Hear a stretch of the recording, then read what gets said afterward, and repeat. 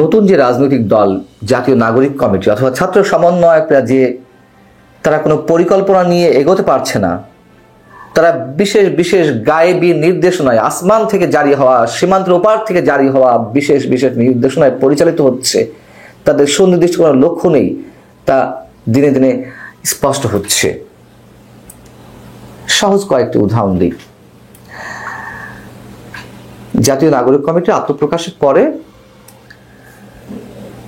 দলটির নেতারা জাতীয় স্মৃতিসৌধে গিয়েছিলেন শহীদদের প্রতি শ্রদ্ধা জানাতে। খুব ভালো কথা। সেখানে গিয়ে নাহিদ ইসলাম নতুন বয়ান দিলেন, নতুন দাবি তুললেন। নাহিদ ইসলাম কি বলছেন যে গণপরিষদ নির্বাচনের মাধ্যমে একটি নতুন সংবিধান ও প্রকৃত গণতান্ত্রিক প্রক্রিয়ায় উত্তরণে সহায়তা করবে। জাতীয় নির্বাচনে গণপরিষদ নির্বাচন ও সংসদ নির্বাচন একসঙ্গে হতে পারে। কেন? এর মাধ্যমে নতুন কাঠামো এবং নতুন বাংলাদেশ গড়ে তোলা সম্ভব। কিভাবে? মানে তিনি বলতে চাইছেন যে গণপরিষদ গঠিত হওয়ার মাধ্যমে নতুন সংবিধান রচিত হবে এবং তার মাধ্যমে তিনি বলছেন যে একটি নতুন প্রজাতন্ত্র গড়তে হবে। কথাগুলো ভালো করে শুনি আমরা। একটি নতুন প্রজাতন্ত্র গড়ে তুলতে হবে এবং তার মাধ্যমে নতুন বাংলাদেশ বিনির্মাণ সম্ভব। আচ্ছা, কেন প্রজাতন্ত্রের কথা বললেন? তারা সেকেন্ড রিপাবলিকের কথা বলছে। রিপাবলিক শব্দটার অর্থ তো আর প্রজাতন্ত্র নয়, তাই না? এটা জনগণের রাষ্ট্র, রিপাবলিক, এটাই তো বোঝায়। এবং বাংলাদেশের যে সাংবিধানিক নাম গণপ্রজাতান্ত্রিক বাংলাদেশ, সেখান থেকে কারো কারো আপত্তি ছিল এবং নতুন রাজনৈতিক বন্দোবস্তের নামে কারো নির্দেশনায় বা আহ্বানে পরামর্শে সংবিধান সংস্কার কমিশন যে বাংলাদেশের নতুন সাংবিধানিক নামে প্রস্তাব করেছে, সেখানে কি? সেখানে হচ্ছে জনগণতন্ত্রী বাংলাদেশ। নাহিদ ইসলাম তো সেই শব্দ উচ্চারণ করলেন না, তিনি বললেন নতুন প্রজাতন্ত্র করতে হবে। অর্থাৎ তাদের কোনো পরিকল্পনা নেই। এখন নতুন দাবি এসেছে যে জাতীয় সংসদ নির্বাচনের সঙ্গে গণপরিষদ নির্বাচন করতে হবে। সেটা বলতে গিয়ে এই কথাগুলো বলে দিল। তাদের আসলে কোনো স্টাডি নেই। ওই যে বললাম, বিশেষ বিশেষ জায়গা থেকে গায়েবী আওয়াজ আসছে, গায়েবী নির্দেশনা আসছে, তারা সেভাবে বলে যাচ্ছে। যেমন তারা তো দাবি জানিয়েছিল বর্তমানে যে সংবিধান, সেটিকে কবর দিতে হবে, নতুন ঘোষণাপত্র দিতে হবে। পেরেছে? পারেনি। জনগণের সমর্থন তাদের প্রতি ছিল না এবং সেটি ছিল নির্বাচন বিলম্বিত করার একটি মূল উদ্দেশ্য। এবং এখনো অভিসন্ধিমূলকভাবে জাতীয় সংসদ নির্বাচনে যে একটি রব উঠেছে চারিদিক থেকে, বিভিন্ন প্রতিষ্ঠানের মধ্যে থেকে, সেটিকে আবার বিলম্বিত করার জন্য এই আওয়াজ যে জাতীয় সংসদ নির্বাচনের সঙ্গে গণপরিষদ নির্বাচন দিতে হবে। আসলে কিছু না, সব বগাজ। আচ্ছা, এইবার তারা যে সেকেন্ড রিপাবলিকের কথা বলছে, বা এই যে প্রজাতন্ত্র বা জনগণের তন্ত্র বা সংবিধান, মানুষ এগুলো বোঝে? একজন রিক্সাওয়ালার কাছে জানতো, একজন চায়ের দোকানদারের কাছে জানতো, একজন শ্রমিক, কৃষক, মুটে, কুলি, মজুর, আমাদের মতো সাধারণ মানুষরাও কি এই সেকেন্ড রিপাবলিক বিষয়টি বোঝে? বোঝে না তো। নতুন নতুন এলিট শব্দ, মানে এগুলো যদিও পুরনো শব্দ, এগুলো নিয়ে তো একটা অস্থিরতা তৈরি করা হচ্ছে। এর উদ্দেশ্য কি আমরা জানি?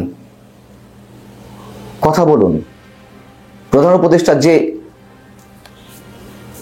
অনাকাঙ্ক্ষিতভাবে যে শব্দগুলো উচ্চারণ করেছেন, যে দেশের মানুষ ভালো আছেন, দেশে কোনো ধরনের অপরাধের মাত্রা বাড়েনি, দেশ একেবারে শান্তিতে স্বস্তিতে একেবারে ভেসে যাচ্ছে, প্রতিবাদ করুন এগুলোর। মানুষের ক্রয় ক্ষমতা নিয়ে কথা বলুন, জিনিসপত্রের দাম কমানোর দাবিতে কথা বলুন, আইন শৃঙ্খলা পরিস্থিতি ঠিক করার জন্য দাবি জানান। রাজনৈতিক দল তো করেছেন, এগুলোর দিকে মনোনিবেশ দেন। মানুষ এগুলো খায় না, যে বাস্তবতা। আর নতুন সংবিধান করেন। আচ্ছা, সব হলো আপনার দাবি অনুযায়ী, গণপরিষদ হলো, নতুন সংবিধান হলো, নতুন প্রজাতন্ত্র হলো, নতুন বাংলাদেশ বিনির্মাণ সম্ভব। ৭২ সংবিধানে খারাপ কিছু ছিল বা আছে? যারা নির্বাচিত হয়ে যান তারাই তো তাদের প্রয়োজনে কাটাছেঁড়া করতে আছে, ধর্ষণ করতে আছে সংবিধানকে প্রতিনিয়ত। এবং এই নতুন সংবিধান যখন তৈরি হবে সেটাও যে ধর্ষিত হবে না তার গ্যারান্টি কি? মূল কারণটা কি? মূল কারণটা হচ্ছে এই যে সংবিধান আছে, এখানে পরতে পরতে মহান মুক্তিযুদ্ধের কথা বলা আছে, ৭১-এর কথা বলা আছে, ৭১-এর স্মৃতি মিশে আছে। এইগুলো সব মুছে ফেলা, সব রিসেট বাটনে ডিলিট করে দেওয়া, এই হচ্ছে মূল উদ্দেশ্য। লাভ হবে না তো। এবং নাহিদ ইসলাম মতো আরো কয়েকজন সমন্বয়কের জন্য আমার সত্যি খারাপ লাগে। যে পরিমাণ নির্যাতনের শিকার হয়েছিল ৫ আগস্টের আগে, কেন তারা ফাঁদে পা দিচ্ছে, তাদেরকে ব্যবহার হতে দিচ্ছে কেন? এবং আরেকটি কথা চোখে আঙুল দিয়ে দেখিয়ে দিই, সেটা হচ্ছে এই যে জাতীয় স্মৃতিসৌধে গেলেন, জাতীয় স্মৃতিসৌধে গিয়ে বা ওই ধরনের অনুষ্ঠানে সার্জিস আলম বলেছেন, বা তারাও বলছেন আরো যারা রয়েছেন, শেখ হাসিনা বিচার না হওয়া পর্যন্ত, আওয়ামী লীগের বিচার না হওয়া পর্যন্ত এই দেশে কোনো নির্বাচন হবে না। ভালো কথা, আমরা তো বিচার চাই। কারা গণহত্যা চালিয়েছে, সরকারের মধ্য থেকে কারা ইন্ধন দিয়েছে, সেটির যেমন বিচার চাই, পাশাপাশি এটিকে ম্যাটিকুলাস ডিজাইনে কারা অন্যভাবে হত্যাকাণ্ডের ঘটনা ঘটিয়েছে সেটিরও বিচার চাই। এবং একই সঙ্গে এই যে বারবার বলেন যে শেখ হাসিনা বিচার চান, কোনো সমস্যা নেই, আগেও বলেছি, কিন্তু যেই স্মৃতিসৌধের সামনে দাঁড়িয়ে কথা বললেন শহীদদের প্রতি সম্মান জানাতে গিয়ে, সেই ৭১-এর যুদ্ধাপরাধ নিয়ে কি একটা টু শব্দ ছাত্রদের মুখ থেকে একবারও উচ্চারণ হয়েছে? তারা যুদ্ধাপরাধের বিচারের প্রসঙ্গে কোনো কথা বলেছে? তারা সেকেন্ড রিপাবলিক করতে চায়, সংবিধান উপড়ে ফেলতে চায়, কবর দিয়ে দিতে চায়, একবার সবকিছু নতুন করে করতে চায়, খুবই ভালো কথা। কিন্তু ৭১ যে জায়গাটি নিষ্পত্তি এখনো হয়নি, সেই নিষ্পত্তিগুলোর প্রয়োজন নেই? অবশ্যই রয়েছে। রাজাকারের প্রেতাত্মারা তো এখনো ঘুরে বেড়াচ্ছে এবং তাদের ইন্ধন অনেক কিছু হচ্ছে। সেই জায়গাটিতে আজ পর্যন্ত কাউকে কোনো ধরনের শব্দ উচ্চারণ করতে দেখলাম না।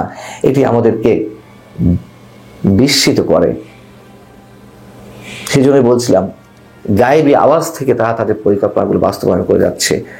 ৫ আগস্ট এই পরিকল্পনা কাজ হতো না যদি সাধারণ মানুষ তাদের আবেগের জায়গা থেকে পুরো মাত্রায় সব ভয়ভীতির ঊর্ধ্বে উঠে রাজপথে নেমে না আসতো। এই পরিকল্পনায় কাজ হতো না। এবং এই জন্যই বলছি, এখনো যে পরিকল্পনা নিয়ে এগোচ্ছে কোনো একেবারে হজবরওয়ালা পরিকল্পনা, সেই পরিকল্পনার কোনো কাজ হবে না। এটি বাস্তবতা। আল্লাহ হাফিজ, ভালো থাকুন সবাই।